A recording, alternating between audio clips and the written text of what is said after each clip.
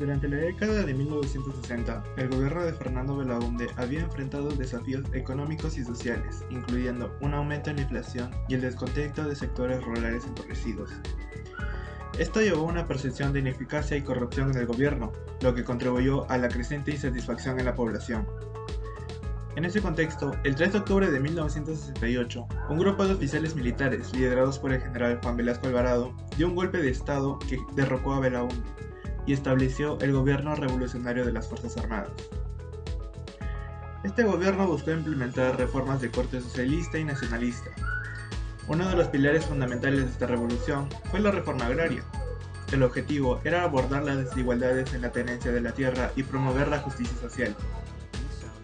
La reforma implicó la expropiación de tierras de grandes propietarios y empresas, la creación de cooperativas agrícolas y la promoción de la propiedad colectiva o individual de la tierra para campesinos y comunidades rurales. Esto generó tensiones a nivel nacional, ya que muchos sectores se vieron perjudicados por la expropiación de sus tierras y generó resistencia por parte de sus propietarios. Ante esta polémica, cabe preguntarse lo siguiente: ¿fue beneficiosa o no la reforma agraria impuesta por el gobierno revolucionario de las Fuerzas Armadas? Desde nuestro punto de vista, se considera que sí fueron positivas las consecuencias a nivel económico y social de la reforma agraria. Para defender nuestro argumento, justificaremos lo dicho desde un punto de vista político, económico y social.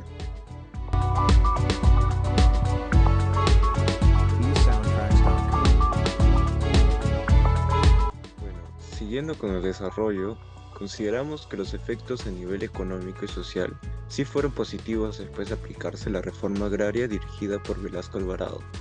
Para reconocerlo, es importante saber sobre el contexto que hizo surgir tales medidas. El gobierno de las Fuerzas Armadas comenzó su mandato con reformas estructurales para cambiar el Estado, el viejo Estado. Así que este nuevo gobierno estuvo de la mano de revolucionarios, nacionalistas y antioligarcas. Tales reformas estuvieron motivadas por la acentuada inequidad social y la dependencia económica del Perú respecto a los países industrializados. En corto tiempo, transformó la economía y las sociedades rurales con muy importantes impactos sobre toda la sociedad. Además de corregir una situación social y económicamente injusta, la reforma agraria impulsó la industria peruana, cuyo futuro depende decisivamente de la creación de un mayor mercado interno de alto consumo diversificado, y también del apoyo constructivo del Estado, consciente del inevitable destino de la industria en nuestra patria. Consideramos que las consecuencias a nivel económico y social de la reforma agraria aplicadas en el gobierno revolucionario de las Fuerzas Armadas sí fueron positivas debido a su aplicación en diversos ámbitos. Como primer punto a tratar desde una perspectiva política, la reforma agraria del gobierno revolucionario de las Fuerzas Armadas en el Perú marcó un antes y un después en la historia del país al poner fin a décadas de dominio de la oligarquía y la concentración de la tierra en manos de unas pocas familias ricas. Fue vista como un avance hacia una mayor igualdad y justicia social. También se alineaba con la ideología del nacionalismo y el pensamiento reformista de Juan Velasco Alvarado, quien buscaba transformar la estructura social y económica del país. Sin embargo, esta reforma generó una resistencia por parte de los terratenientes y sectores económicos, lo que culminó en un golpe militar que derrocó a Velasco Alvarado, y este evento nos indica la polarización política que la reforma desencadenó en Perú. Después de ello se encuentra la transformación económica y social en este periodo. Se promulgó una política de estatizaciones y la creación de empresas de propiedad social, siendo favorables en el país en un corto tiempo. Asimismo, se quería transformar la sociedad a través de la Ley de Reforma Agraria. En el ámbito social tuvo la meta de eliminar la clase terrateniente. Al distribuir la tierra de manera más equitativa, se busca reducir la desigualdad en la propiedad de la tierra y la riqueza, lo que puede tener un impacto positivo en la sociedad y la economía.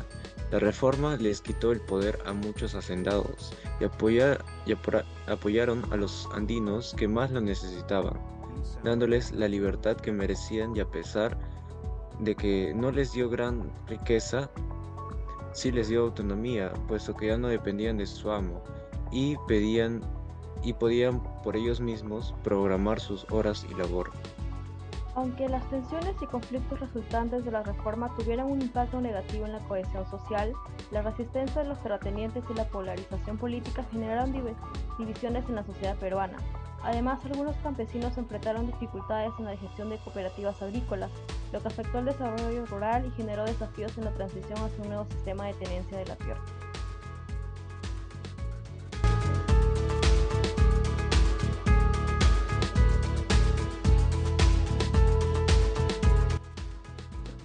En conclusión, podemos afirmar que en base a la gran mayoría de beneficios, la reforma agraria resultó en ser positiva para el desarrollo del país en ese momento, aunque también hay que recordar que en base a que gran parte de este desarrollo se interponía contra los deseos de un sector del país, la reforma no fue vista con buenos ojos.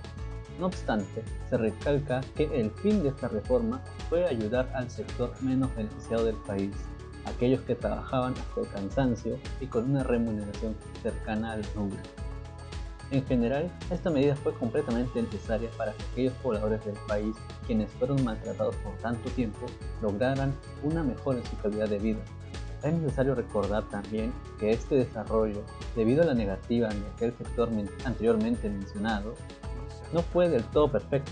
Aún hay y habrá problemas que es necesario resolver para lograr una perfecta equidad y un completo desarrollo en las zonas rurales del país.